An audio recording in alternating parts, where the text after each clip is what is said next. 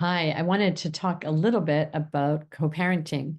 A lot of my clients, especially in my co-parenting groups, talk about this idea about it takes them a long time to heal and reframe their vision of family. And that once they did that, that sort of started their path of healing, that they could see, like, actually, the way that I'm doing my family is okay. It's just different than what I imagined. But if I had stayed, I wouldn't have been a healthy parent. And my kids would have felt the tension of my relationship. So to re-envision that maybe family is going to be me being in a healthy relationship, my partner being in a healthy relationship if they choose that, and our kids just learning how to adapt to that change, not to adapt to trauma, but adapt to a transition.